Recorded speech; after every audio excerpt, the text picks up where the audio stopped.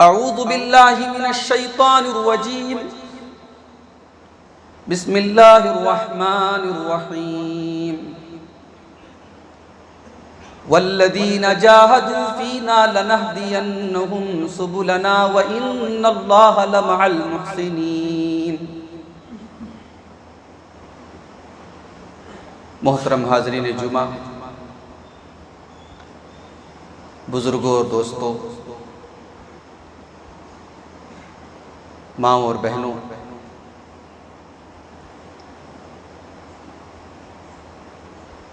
आज के खुतबे जुमा का उन्वान है हक को कबूल करने में रुकावटें। वो कौन सी चीजें हैं जो इंसान को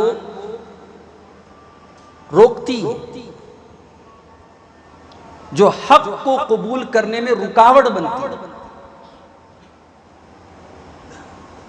इससे पहले कि हम इस पर बात करें कि हक को कबूल करने की रुकावटें क्या है, पहले हम इसको समझ लें कि हक क्या है। भाई हक का मतलब सच्चाई, ट्रुथ। सवाल यह है कि वेयर इज द ट्रुथ, सच्चाई कहां है, दीन हक कहां है। आज कोई ऐसा तो नहीं है जो ये कहता हो कि मैं हक पर नहीं हूं। हर शख्स अपने आप को हक पर मान रहा है, लेकिन हम कैसे पहचानेंगे कि कौन हक है और कौन हक नहीं है। कुरान करीम का पहला पारा उठाइए। हजरत आदम अलैहिस्सलाम का वाकया अल्लाह ने बयान किया। जब हमारे बाप आदम को और हमारी मां हव्वा को अल्लाह तबारक व तआला ने जन्नत से जमीन पर उतारा, तो अल्लाह ने क्या फरमाया? फ़इम्मा यअतियन्नकुम मिन्नी हुदन फमन तबिया हुदाया फला खौफुन अलैहिम वला हुम यहज़नून। तुम्हारे पास हमारी तरफ से हिदायत आएगी, सीधा रास्ता आएगा, सच्चा रास्ता आएगा। तो जो मेरी हिदायत की पैरवी करेगा तो वही उन लोगों में शामिल हो जाएगा जिनको कोई डर नहीं होगा, कोई गम नहीं होगा। इसका मतलब हिदायत ऊपर से आएगी। हिदायत का सोर्स आसमान से नाजिल होने वाली वही है। दुनिया वालों की बातें हिदायत नहीं हो सकती। जिसको जमीन पर इजाद किया गया, जिसको जमीन पर बनाया गया, वो हिदायत नहीं, हिदायत ऊपर से आती है। इसको और क्लियर तरीके से अगर समझना है तो सूरह मोहम्मद की दूसरी आयत देखिए। अल्लज़ीना आमनू व अमिलुस्सालिहाति व आमनू बिमा नुज़्ज़िला अला मुहम्मदिन व हुवल हक़्क़ु मिर रब्बिहिम। जो लोग ईमान लाए, नेक अमल किए, व आमनू बिमा नुज़्ज़िला अला मुहम्मदिन, और मोहम्मद सल्लल्लाहु अलैहि वसल्लम के ऊपर जो शरीयत नाजिल की गई, जो किताब नाजिल की गई, जो दीन आपके ऊपर उतारा गया, उस दीन पर वो ईमान लाए। वहुवल हक़्क़ु मिर रब्बिहिम, और आपके ऊपर जो उतारा गया है वही हक है।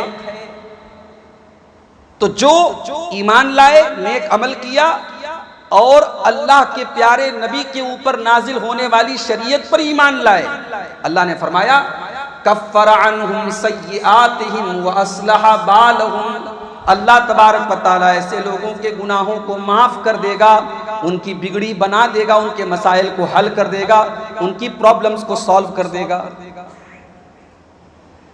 तो दीन हक वही है जो आसमान से उतरा है। हर दौर में नबी अपने अपने दौर के हिसाब से हक लेकर के आए, मगर अल्लाह के आखिरी नबी हक का जो वर्जन लेके आया, ये लास्ट एंड फाइनल वर्जन था।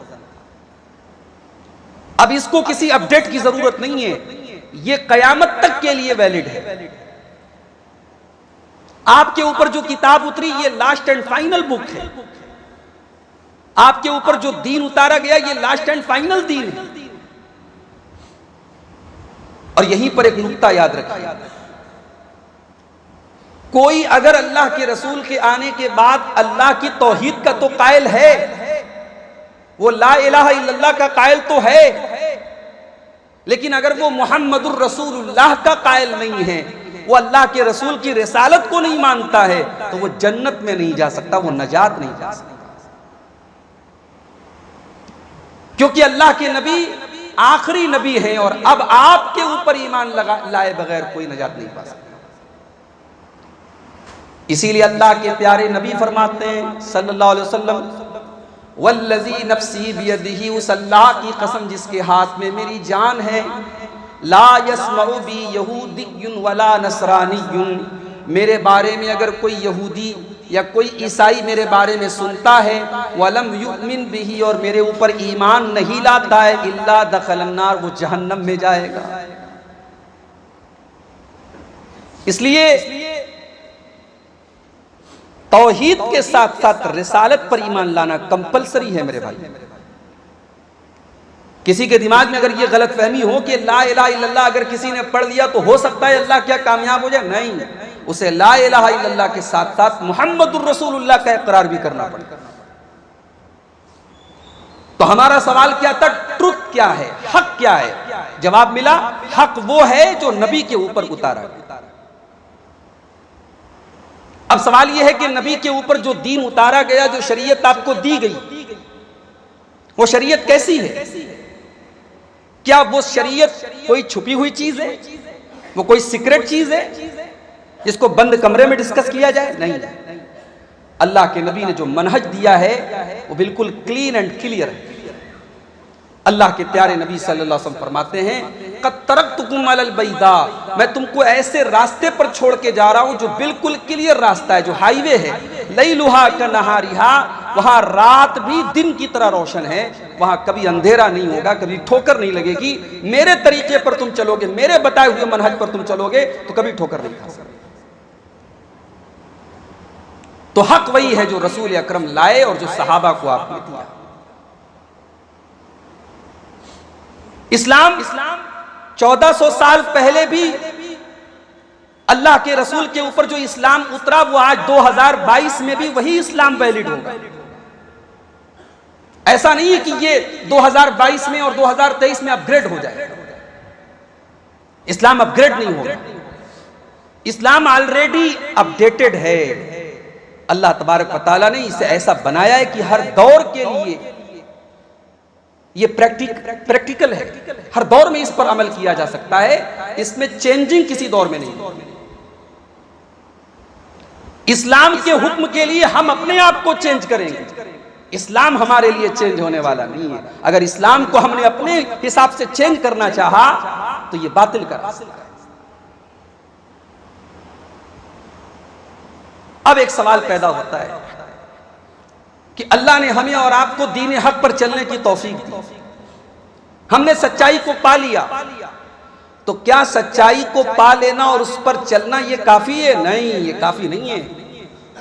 अगर अल्लाह ने आपको दीन हक दिया है तो इस दीन हक की तबलीग करना, इसे दूसरों तक पहुंचाना, इसे लोगों को बताना, ये भी आपकी ड्यूटी है। कुरान करीम की सबसे छोटी सूरत है, सबसे छोटी सूरतों में से एक सूरत है सूरतुल अस्र।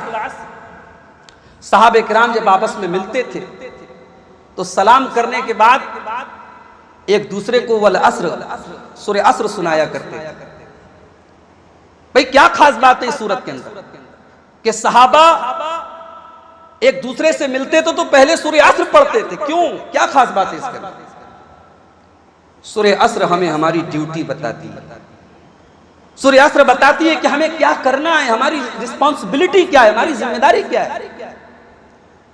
वल अस्र इन्नल इंसान लफी खुस्र, जमाने की कसम सारे के सारे इंसान घाटे में हैं, इल्लल्लज़ीना आमनू व अमिलुस्सालिहाति व तवासौ बिल हक़्क़ि व तवासौ बिस्सब्र, सिवाय उन लोगों के जिनके अंदर चार क्वालिटीज हैं, चार सिफतें हैं, ईमान लाए, अच्छे अमल किए, और हक की वसीयत करते रहे, हक की तबलीग करते रहे, हक को दूसरों तक पहुंचाते रहे। व तवासौ बिस्सब्री, और हक को पहुंचाने की राह में तकलीफें भी आएंगी, मुसीबतें भी आएंगी, आजमाइशें भी आएंगी, इस पर एक दूसरे को सब्र की तलकीन करते रहे, सब्र की वसीयत करते रहे। अगर अल्लाह ने आपको हिदायत दी है तो आप खुश मत हो जाइए कि साहब हम तो हिदायत पर हैं। अगर आप शिर्क नहीं कर रहे तो खुश मत हो जाइए साहब हम शिर्क नहीं कर रहे। आपको उन लोगों को जो शिर्क कर रहे हैं उनके ईमान लाने की फिक्र आपको होनी चाहिए, उनके हिदायत पर आने की तड़प आपके अंदर होनी चाहिए। अल्लाह के प्यारे नबी जनाब मोहम्मद रसूलुल्लाह सल्लल्लाहु अलैहि वसल्लम मक्का के बाजारों में पीछे आपका चचा पत्थर मार रहा है, लेकिन आप तौहीद की दावत दे रहे, क्यों?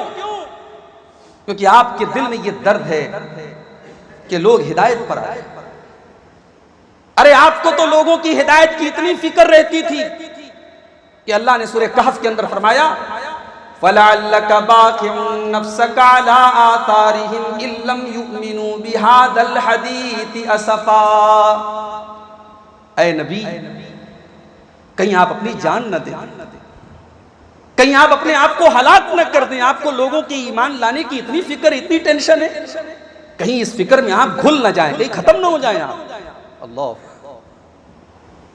उसी नबी के उम्मती है मेरे भाई, हमें हक बात को कबूल भी करना है, हक पर चलना भी है और हक को दूसरों तक पहुंचाना। लेकिन यह बात भी याद रहे कि हक पर चलने के लिए अगर आप एग्री हैं, तैयार हैं, तो यह बात भी याद रहे कि यह कोई फूलों वाला रास्ता नहीं है, कांटों भरा रास्ता है। शैतान पहले दिन से इस रास्ते पर बैठा हुआ है हमें रोकने के लिए, हमें भटकाने के लिए। शैतान ने अल्लाह ताला से प्रॉमिस किया था, वादा किया था, तुम्मा लआतियन्नहुम मिन बैनि अयदीहिम व मिन खल्फिहिम व अन अयमानिहिम व अन शमाइलिहिम व ला तजिदु अक्तरहुम शाकिरीन। ऐ अल्लाह, मैं तेरे बंदों को आगे से, पीछे से, दाएं से, बाएं से, हर तरफ से बहकाऊंगा। और अल्लाह, मैं वादा करता हूं, मैं इतनी मेहनत करूंगा, मैं इतनी कोशिश करूंगा कि तेरे ज्यादातर बंदे तेरे नाशुक्रे बन जाएंगे। आज शैतान अपने मिशन में कामयाब है। आज अल्लाह की बारगाह में सजदा करने वाले कम हैं और गैरुल्लाह के दर पर सर झुकाने वाले ज्यादा हैं। आज अल्लाह को अपना रब मानने वाले कम हैं और अल्लाह को गालियां देने वाले और अल्लाह के साथ शिर्क करने वाले ज्यादा हैं। तो शैतान तो पूरी कोशिश में लगा है मेरे। तो इस रास्ते में हमें मेहनत करनी पड़ेगी, हक पर चलना है, हक का रास्ता है, इसमें मेहनत करनी पड़ेगी। मैंने खुतबे मसनूना के बाद एक आयत पढ़ी थी, सूरह अनकबूत की आयत नंबर 39, आखिरी आयत। अल्लाह ने फरमाया, वल्लज़ीना जाहदू फीना लनहदियन्नहुम सुबुलना व इन्नल्लाहा लमअल मुहसिनीन। जो लोग हमारे रास्ते में मेहनत करते हैं, स्ट्रगल करते हैं, जिद्दोजहद करते हैं, अपनी एनर्जी लगाते हैं, अपना टाइम लगाते हैं, वल्लज़ीना जाहदू फीना, जो दीन हक को कबूल करने के लिए, दीन हक पर चलने के लिए और दीन हक को दूसरों तक पहुंचाने के लिए मेहनत करते हैं, उनको ऑटोमेटिक अपना रास्ता हम दिखाते चले जाते हैं। अगर आप अल्लाह के दीन के लिए खड़े होंगे मेरे भाई, अगर आप अल्लाह के रसूल की सही शरीयत को दुनिया तक पहुंचाने के लिए मेहनत करेंगे, अल्लाह का वादा है, अल्लाह आपकी मदद करेगा। अब आते हैं अपने असल टॉपिक की तरफ कि भाई वो कौन सी चीजें हैं जो लोगों को हक कबूल करने नहीं देते, जो हक के रास्ते की बैरियर है, हक के रास्ते की रुकावट है। उसमें सबसे पहली चीज जो है वो तास्सुब है, उसमें सबसे पहली चीज ईगो है। ईगो, इंसान कभी कभी सच्चाई को इसलिए कबूल नहीं करता, उसको लगता है कि अगर मैंने कबूल कर लिया तो मेरी नाक कट जाए। इसीलिए अल्लाह ताला ने इंसान को मिट्टी से बनाया है मेरे। जिस दिन आपको ये लगे कि हमारी नाक कट जाएगी, उस दिन अपनी औकात याद कर लें हम और आप। मिट्टी से पैदा होने वाले को घमंड ज़ेब नहीं देता, गुरूर ज़ेब नहीं देता, ईगो ज़ेब नहीं देता। अगर हमारे सामने सच्चाई आई है तो हमें एक्सेप्ट करना चाहिए, कबूल करना चाहिए। सच्चाई आने के बाद जिद नहीं दिखानी चाहिए, तासुब नहीं दिखाना चाहिए। कुरान मजीद का दूसरा पारा को अल्लाह फरमाता है, वइज़ा क़ील लहुत्तक़िल्लाह अख़ज़तहुल इज़्ज़तु बिल इस्मि फ़हस्बुहु जहन्नम वलबिअसल मिहाद। जब किसी से ये कहा जाता है कि तू अल्लाह से डर, तो वो जवाब में और जिद में आ जाता है और ज्यादा गुनाह करने लगता है। ऐसे इंसान का ठिकाना जहन्नम है, जो बहुत बुरा ठिकाना है। अगर आपसे ये कहा जाए कि साहब ये अल्लाह के रसूल की हदीस है, ये कुरान की आयत है, आपका रिएक्शन क्या होना चाहिए? हठधर्मी नहीं होना चाहिए, जिद नहीं होना चाहिए, तासुब नहीं होना चाहिए। ये तासुब बहुत बड़ी रुकावट है सच्चाई को कबूल करने। कभी कभी इंसान को लगता है यार मेरे साथ पूरी कम्युनिटी है, मेरे साथ पूरी जमात है, तुम जो बात बयान कर रहे हो, तुम जो बात बता रहे हो, बात तो सही है, लेकिन मैं इसको कबूल नहीं कर सकता, मैं इसको मान नहीं सकता। मैं जिस पर चल रहा हूं मैं उस पर खुश हूं। अगर ये थिंकिंग है आपकी, अगर ये आइडियोलॉजी है आपकी कि मैं जिस पर हूं उस पर खुश हूं, ये आइडियोलॉजी अच्छी नहीं है। अल्लाह ने फरमाया, कुल्लु हिज़्बिन बिमा लदैहिम फरिहून। हर जमात, हर गिरोह, हर तबका खुश है, मगन है जो कुछ उसके पास है। सच्चाई को कबूल करने के लिए कोई तैयार नहीं है। तो सच्चाई को कबूल करने में पहली रुकावट है ईगो, अनानियत, तासुब। दूसरी चीज है तकब्बुर, घमंड। इंसान कभी कभी सच्चाई को इसलिए कबूल नहीं करता है क्योंकि उसे लगता है कि ये जो आदमी है मुझसे छोटा है और मैं बड़ा हूं। और कभी कभी ये लगता है कि अगर मैं गलत हूं तो मेरे पास इतना पावर क्यों है, मेरे पास इतनी दौलत क्यों है, मेरे पास दुनिया जहान की चीजें क्यों हैं? अगर मैं गलत हूं तो मेरा पावर ज्यादा क्यों? ये बात याद रखो, हर दौर में अल्लाह के नबियों के ऊपर ईमान लाने वाले सबसे पहले कमजोर लोग रहे। समाज का वो तबका, सोसाइटी का वो तबका जो कमजोर था, जो निचला तबका था, जो मजदूर तबका था, जो लेबर क्लास था, वो तबका पहले ईमान लाया। दुनिया में अल्लाह के पहले रसूल आए हजरत नूह अलैहिस्सलाम। हजरत नूह अलैहिस्सलाम 950 साल तक अल्लाह के दीन की दावत देते रहे। और आप मानेंगे 950 साल दावत देने के बाद हजरत नूह के ऊपर ईमान लाने वाले, कुरान कहता है मुट्ठी भर लोग थे। वमा आमन माहू इल्ला कलील, थोड़े से लोग ईमान लाए। हजरत नूह अलैहिस्सलाम थके नहीं, मायूस नहीं हुए कि मैं इतने दिन से मेहनत कर रहा हूं, 950 साल गुजर गए और मेरी बात मानने वाले बस थोड़े से लोग हैं। अगर आप सच्चाई की दावत दे रहे हैं और लोग सच्चाई को नहीं मान रहे हैं, तो ये आपका फेल्योर नहीं है, ये उन लोगों का फेल्योर है जो आपकी बात नहीं मानते। आप तो कामयाब है। हजरत नूह अलैहिस्सलाम जब अल्लाह के दीन की तौहीद की दावत दे रहे थे तो उनकी कौम के जो बड़े बड़े लोग थे, जो चौधरी लोग थे, जो खुशहाल लोग थे, जो अपर क्लास के लोग थे, उनका क्या जवाब था? कहने लगे, मा नराका तबाका इल्लल्लज़ीना हुम अराज़िलुना बादियर राई व मा नराका इल्ला बशरम मिस्लना। कहा कि ऐ नूह, तुम्हारे ज्यादातर फॉलोवर तो कमजोर लोग हैं, जिनको हम अपना नौकर समझते हैं, जिनको अपना मजदूर समझते हैं, वो तो तुम्हारे फॉलोवर तो वो लोग हैं। और तुम्हारे ज्यादातर फॉलोवर वो लोग हैं जो लॉजिक और रीजन और अक्ल और मंतिक इस्तेमाल नहीं करते, जो तुम कहते हो वो मान लेते हैं। तो हम तो तुम्हें रसूल नहीं मानेंगे, हम तुम्हारी बात नहीं मानेंगे, क्योंकि हम तो पावरफुल लोग हैं, तुम्हारे ज्यादातर मानने वाले तो कमजोर लोग हैं। तो तकब्बुर जो होता है मेरे भाई, बहुत बड़ी रुकावट बनता है सच्चाई को कबूल करने के। इसीलिए अल्लाह के नबी तकब्बुर की डिफिनीशन करते हुए फरमाते हैं, अल किब्रु बतरुल हक़्क़ि व गम्तुन नास। तकब्बुर ये है, घमंड ये है कि सच्चाई को कबूल न किया जाए, हक बात को कबूल न किया जाए।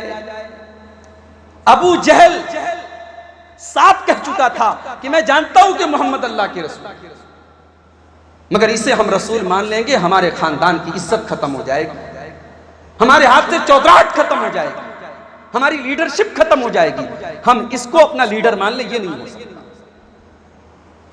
तो तकब्बुर बहुत बड़ी रुकावट है सच्चाई को कबूल करने। सच्चाई को कबूल करने में एक रुकावट ये भी है कि क्या हमारे बाप दादा गलत थे, क्या हमारे बाप दादा बेवकूफ थे, क्या वो ये करते चले आए, वो इस पर अमल करते चले आए, उनको समझ में नहीं आया, तुमको समझ में आ गया। अल्लाह ने सूरह माइदा के अंदर फरमाया, वइज़ा क़ील लहुम तआलू इला मा अंज़लल्लाहु व इलर रसूली क़ालू हस्बुना मा वजदना अलैहि आबाअना अवलौ काना आबाउहुम ला यअलमून शैअन वला यहतदून। जब इनसे ये कहा जाता है कि उस चीज की तरफ आ जाओ जो अल्लाह ने उतारा है और रसूल की तरफ आ जाओ, तो ये जवाब में कहते हैं हस्बुना मा वजदना अलैहि आबाअना, हम तो अपने बाप दादा के तरीके पर ही चलेंगे। अल्लाह ने फरमाया अगर तुम्हारे बाप दादा को, अगर उनको हिदायत नहीं मिली, अगर वो गलत रास्ते पर थे, अगर उनके पास इल्म नहीं था, तो क्या तब भी तुम उनको फॉलो करोगे? क्या तब भी तुम उनकी तकलीद करोगे? बाप दादा की अंधी पैरवी, अपने बड़ों की अंधी पैरवी कि साहब हमारे बड़ों, क्या हमारे बड़े सब गलत हैं क्या? सवाल यह है कि आपके बड़े ज्यादा बड़े हैं या अल्लाह के रसूल ज्यादा बड़े? अगर आपने अपने बड़ों की बात अल्लाह और उसके रसूल के ऊपर रख दी तो माफ कीजिएगा, कल कयामत के दिन पछताना पड़ेगा। अल्लाह ने फरमाया सूरह अहज़ाब के अंदर, यौम तुक़ल्लबु वुजूहुहुम फिन्नार, उनके चेहरों को जहन्नम की आग में उल्टा पलटा जाएगा। यक़ूलूना या लैतना, वो कहेंगे काश अतान अल्लाह व अतान रसूला, ऐ काश हमने अल्लाह की इताअत की होती, हमने रसूल की इताअत की होती। रब्बना इन्ना अताना सादतना व कुबराना फादल्लूना सबीला, वो कहेंगे अल्लाह हमने अपने बड़ों की बात मान ली, हमने अपने सरदारों की बात मान ली, हमने अल्लाह के तरीके को छोड़ दिया, रसूल के तरीके को छोड़ दिया, हमारे बड़ों ने, हमारे बाप दादा ने हमको सीधी राह से भटका दिया। रब्बना वातिहिम ज़िअफ़ैन मिनल अज़ाबी वलअनहुम लानन कबीरा, ऐ अल्लाह तू हमारे बड़ों को डबल अज़ाब दे क्योंकि हमने उनकी पैरवी की। बड़े काम नहीं आएंगे कयामत, कयामत के दिन आपका ईमान और आपका अमल काम आएगा। इसी तरीके से सच्चाई को कबूल करने की राह में एक रुकावट यह भी है कि इंसान इल्म हासिल नहीं करता, इंसान के पास दुनिया भर की नॉलेज है, इंसान अपनी दुनिया के लिए बहुत होशियार है, अपने कारोबार और बिजनेस में बहुत चाको चौबंद है, अपने दुनिया के कामों में बहुत अलर्ट है, मगर दीन के मामले में जीरो है, दीन की नॉलेज कुछ नहीं है, वो दीन का इल्म हासिल भी करना नहीं चाहता। और जब इंसान दीन हक को जानता ही नहीं है, उसका इल्म ही नहीं है, तो फिर उसको कबूल कैसे करेगा?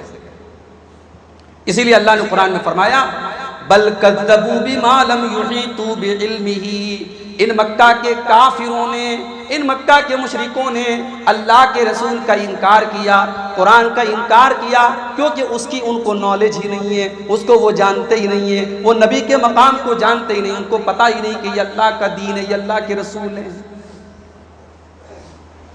एक बच्चा है, वो नादान है, ना समझ है, अब उसे पता नहीं कि इस शीशी के अंदर दवा है कि जहर है, वो शीशी को उठाता है और पी लेता है और हलाक हो जाता है, खत्म हो जाता है। इसका रीजन ये है क्योंकि वो जानता नहीं था कि वो चीज उसके लिए खतरनाक है। इंसान आज सच्चाई से दूर है, हक से दूर है, क्योंकि वो हक को जानता नहीं और जानने की कोशिश नहीं करता। हमें जानना चाहिए मेरे भाई, जहालत का इलाज इल्म है, जहालत का इलाज मुताला है, जहालत का इलाज उलमा से पूछना है, जहालत का इलाज इल्म हासिल करना है। कब्र में हमसे 3 सवाल किया जाए, मन रब्बु का, मा दीनु का, मन नबी। तेरा रब कौन, तेरे नबी कौन, तेरा दीन क्या। ये 3 सवाल हो। अल्लाह के नबी फरमाते मोमिन जवाब दे देगा, काफिर मुनाफिक जवाब नहीं दे पाएगा। मोमिन सही जवाब देगा, काफिर और मुनाफिक कहेगा मुझे नहीं पता, ला अदरी, आई डोंट नो, मैं नहीं जानता। तो फरिश्ता क्या कहेगा, फरिश्ता कहेगा ला दरईता वला तरईता, तूने जानने की कोशिश ही नहीं की, तूने पढ़ा ही नहीं, तूने इल्म हासिल ही नहीं किया। जब तूने जाना ही नहीं, तूने हासिल इल्म किया ही नहीं, तू उलमा के पास गया नहीं, तूने किताबों को पढ़ा नहीं, तो तू कैसे इन सवालों का जवाब दे सकता है। तो लैक ऑफ नॉलेज, इल्म की कमी, ये बहुत बड़ा सबब है हक को कबूल न करने का। इसी तरीके से सच्चाई को कबूल न करने की एक बहुत बड़ी वजह यह भी होती है गलत संगत, बुरे लोगों की सोहबत, बदअकीदा लोगों की सोहबत, ऐसे लोगों के साथ रहना जिनका ईमान और जिनका अकीदा और जिनका दीन ठीक नहीं है। ऐसे लोग इंसान के कबूल हक की राह में रुकावट बन जाते हैं। अल्लाह ताला ने फरमाया सूरह फुरकान के अंदर, यौम यअद्दु ज़ालिमु अला यदैहि यक़ूलु या लैतनी इत्तख़ज़्तु मअर रसूलि सबीला। कयामत के दिन जालिम अपने हाथों को काटेगा और कहेगा ए काश मैंने रसूल का रास्ता अपनाया होता। या वैलता लैतनी लम अत्तखिज़ फुलानन खलीला, ए काश मैंने फला को अपना साथी न बनाया होता, फला को अपना दोस्त न बनाया होता। लक़द अदल्लनी अनिज़ ज़िक्रि बअद इज़ जाअनी, उसने अल्लाह के जिक्र के आ जाने के बाद, अल्लाह के दीन के आ जाने के बाद उसने मुझे भटका दिया। वकान शैतानु लिल इंसानी खजूला, और शैतान इंसान को जलील करने वाला है। बुरी संगत इंसान को सच्चाई कबूल करने में। अल्लाह के नबी के चचा अबू तालिब, बहुत बड़ा रोल रहा है इनका। नबी अकरम का डिफेंस करते थे, मक्का वालों के जुल्म सितम से बचाते थे, उनकी वजह से बहुत सारी शरारतों से मक्का वाले बाज रहते थे। अबू तालिब के इंतकाल का टाइम, आखिरी टाइम,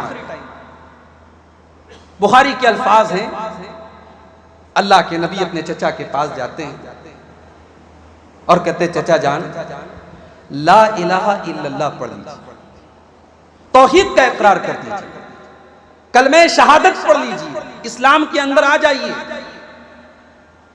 कलेमतन वहाज्जु लका बिहल्लाह, ऐ मेरे चचा, इस कलमे की वजह से और इस तौहीद की वजह से, इस इकरार की वजह से मैं कल अल्लाह की बारगाह में आपके लिए बहस करूंगा, आपको जहन्नम में जाने से बचाने की अल्लाह से गुजारिश करूंगा, रिक्वेस्ट करूंगा।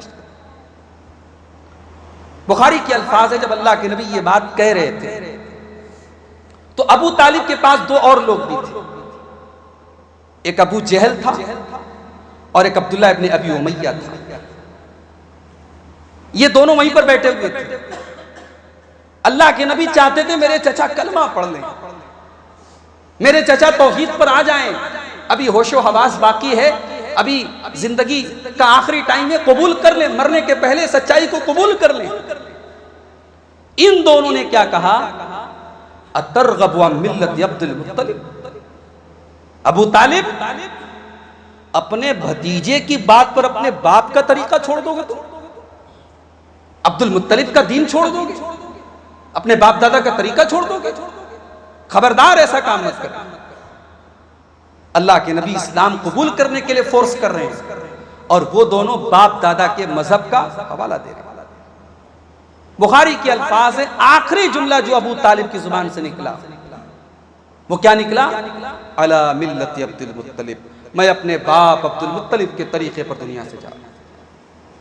कलमा नहीं पढ़ पाए। हिदायत अल्लाह देता है मेरे भाई। नबी से मोहब्बत करने वाले चचा, नबी की परवरिश करने वाले चचा, नबी की उंगली पकड़ के चलना सिखाने वाले चचा कलमा नहीं पढ़ पाए। कभी कभी इस पर भी गौर किया करो, अगर अल्लाह ने हमें तौहीद की और इस्लाम की नेमत दी है और हमारे बाप दादा को भी तौहीद और इस्लाम की नेमत दी, बहुत बड़ी नेमत है मेरे भाई। अगर हमारे बाप और हमारी माँ तौहीद पर दुनिया से गए हैं तो जब हम दुआ के लिए हाथ उठाते कम से कम अपने माँ बाप के लिए दुआ तो कर सकते हैं। ये वो नेमत है जो अल्लाह बहुत सारे लोगों को नहीं देता। बहुत सारे लोग खुद तो तौहीद पर हैं, उनके बाप उनकी माँ तौहीद पर नहीं है, वो बेचारे इस लायक नहीं है कि अल्लाह की बारगाह में अपनी माँ की हिदायत के, अपनी माँ की मग़फ़िरत की दुआ कर सके, अपने बाप की मग़फ़िरत की दुआ कर सके। ये अल्लाह की बहुत बड़ी नेमत है मेरे भाई।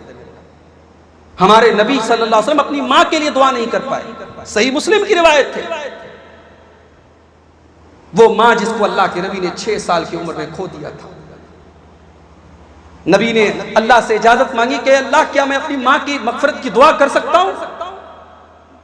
अल्लाह ने इजाजत नहीं दी, अल्लाह ने इजाजत नहीं दी। नबी ने कहा क्या मैं अपनी माँ की कब्र पे जा सकता हूं? अल्लाह ने इजाजत दी। अल्लाह के नबी अपनी माँ की कब्र पे गए। वो माँ जिसको 6 साल की उम्र में नबी ने खोया था, उस माँ की कब्र पे गए। माँ की शफकत याद आई, माँ की ममता याद आई। नबी की आंखों से आंसू बहने लगे, सहाबे किराम भी रोने लगे। अल्लाह के नबी ने फरमाया मैंने अपने रब से अपनी माँ की मग़फ़िरत की इजाजत मांगी थी, मेरे रब ने मुझे इजाजत दी। अगर अल्लाह ने हमें ये चीज दी है कि हम अपनी माँ की मग़फ़िरत की दुआ कर सकते हैं, अपने बाप की मग़फ़िरत की दुआ कर सकते, कितनी बड़ी नेमत है मेरे भाई। हिदायत अल्लाह देता है, हिदायत उसके हाथ में। अबू तालिब ईमान नहीं ला पाए, अबू तालिब का इंतकाल हो गया। अल्लाह के नबी की बड़ी तमन्ना थी, बड़ी आरज़ू थी कि मेरे चचा ईमान ले आते, नहीं ईमान ला पाए। अल्लाह ने कुरान की आयत नाज़िल कर, इन्नका ला तहदी मन अहबब्ता वलाकिन्नल्लाह यहदी मन यशा। ऐ नबी, आपका काम रास्ता दिखाना है, आपका काम गाइड करना है, आपका काम इस्लाम को बताना है, हिदायत देना ये अल्लाह का काम है। आपके कंट्रोल के बाहर की चीज है, ये आप नहीं दे सकते। तो ये बहुत बड़ी चीज है। बुरी संगत इंसान को सच्चाई कबूल करने नहीं देती। इसी तरीके से सच्चाई के कबूल करने में बहुत बड़ी रुकावट ये भी है। इंसान अपनी ख्वाहिशात का पैरोकार जब बन जाता है, उसे लगता है कि अगर मैंने हक को कबूल किया मेरी दुकान बंद हो जाएगी, मेरी रोजी रोटी पर असर पड़ेगा, मेरा बिजनेस फेल हो जाएगा, मेरे खानदान में मेरी वैल्यू कम हो जाएगी। ये जो स्टेटस के खोने का डर, दौलत के खोने का डर, माल के खोने का डर, ये जो ख्वाहिश परस्ती है, ये बहुत बड़ी बात। आज दुनिया में बहुत सारे लोग, उनके पास नॉलेज भी है, वो जहालत की वजह से सच्चाई को कबूल करने से नहीं रुके होंगे। नॉलेज है, इल्म है, मगर मसला पेट का है, मसला दुनिया का है, मसला उस चकाचौंध का है जो वो अगर सच्चाई को कबूल कर लेंगे तो शायद खो देंगे। हमारे यूपी के अंदर एक जगह है आजमगढ़। आजमगढ़ का एक नौजवान, उसका नाम था बाके राम, गैर मुस्लिम लड़का था, पढ़ा लिखा लड़का था। उसको कहीं से कुरान मिल गया, उसने कुरान पढ़ा, इस्लाम के बारे में जानने का इंटरेस्ट उसके अंदर जागा, उसने इस्लाम का मुताला किया। वो एक मौलाना से मिला, एक आलिम से मिला, उसने इस्लाम कबूल कर लिया। अब जाहिर है हमारे समाज का जो माहौल है और खास तौर से नॉर्थ का जो माहौल है, अगर एक गैर मुस्लिम घर का लड़का मुसलमान हो जाए, उसके घर वाले, उसके खानदान के लोग, उसका समाज उसके साथ क्या सलूक करेगा, ये आप अच्छी तरीके से समझ सकते हैं।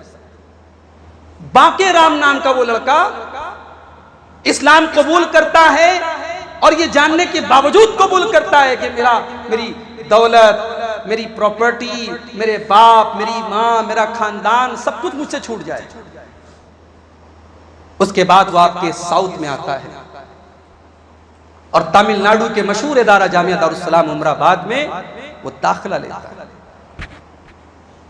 और उस लड़के की ज़हानत और उसके टैलेंट को देख करके उस मदरसे के 8 साल के सिलेबस को वहां के टीचर्स और वहां के उलमा 4 साल में उस स्टूडेंट को पढ़ाते हैं। वो अपने टैलेंट और मेहनत के बदौलत 4 साल में आलिम बनता है। उसके बाद वो मदीना जाता है, और मदीना जाने के बाद वो हदीस की फैकल्टी में एडमिशन लेता है और हदीस का प्रोफेसर बन जाता है। उसके बाद वो अपनी जिंदगी का एक बहुत बड़ा प्रोजेक्ट तैयार करता है कि अल्लाह के रसूल की जितनी सही हदीसें हैं मैं उनको कलेक्ट करूं, और अल्लाह के रसूल सल्लल्लाहु अलैहि वसल्लम की सही हदीसों को, हजारों सही हदीसों को कलेक्ट करता है और 12 मोटी मोटी जिल्दों में उनकी किताब छप करके तैयार होती है, दुनिया के सामने आती है। और दुनिया उस इंसान को डॉक्टर ज़ियाउर रहमान आज़मी के नाम से जानती है।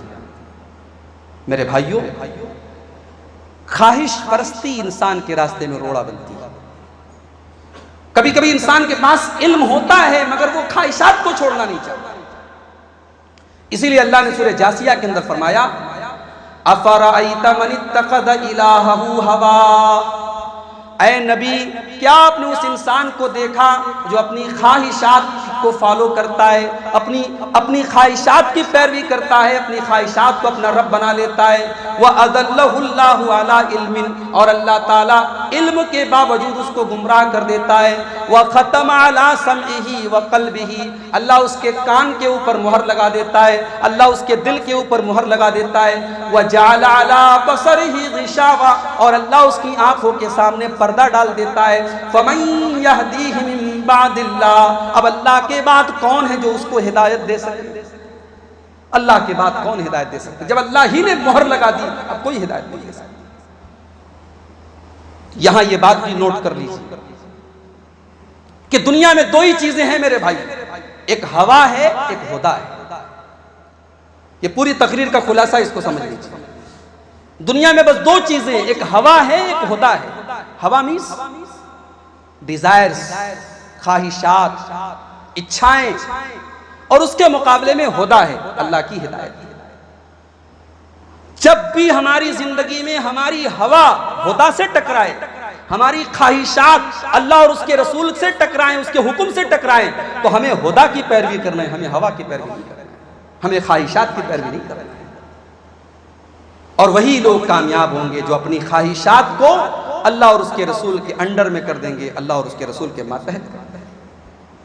इसीलिए अल्लाह ने कुरान के 30वें पारे में फरमाया, कद अफलहा मन ज़क्काहा व कद खाब मन दस्साहा।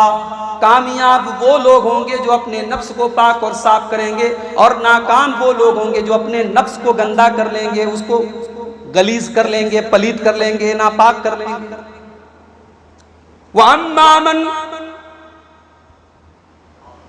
फअम्मा मन तगा व आसरल हयात दुनिया फइन्नल जहीम हियल मावा।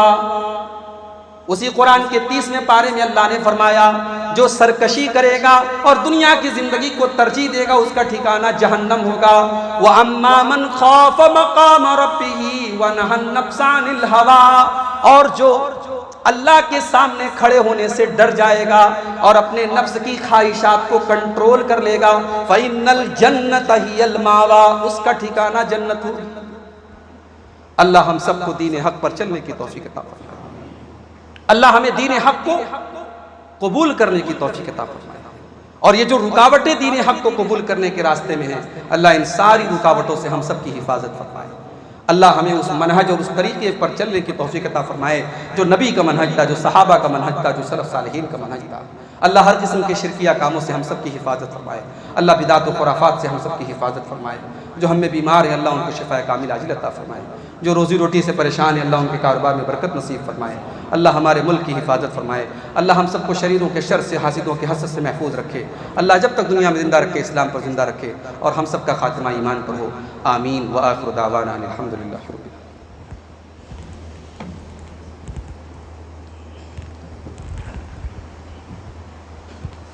अल्हम्दुलिल्लाहि कफ़ा व सलामुन अला इबादिहिल्लज़ीना इस्तफ़ा, अम्मा बाद, फ़अऊज़ु बिल्लाहि मिनश शैतानिर रजीम, बिस्मिल्लाहिर रहमानिर रहीम। इन्नल्लाह व मलाइकतहु युसल्लूना अलन नबी या अय्युहल्लज़ीना आमनू सल्लु अलैहि व सल्लिमू तस्लीमा। अल्लाहुम्मा सल्लि अला मुहम्मदिन व अला आलि मुहम्मदिन कमा सल्लैता अला इब्राहीम व अला आलि इब्राहीम इन्नका हमीदुम मजीद। अल्लाहुम्मा बारिक अला मुहम्मदिन व अला आलि मुहम्मदिन कमा बारकता अला इब्राहीम व अला आलि इब्राहीम इन्नका हमीदुम मजीद।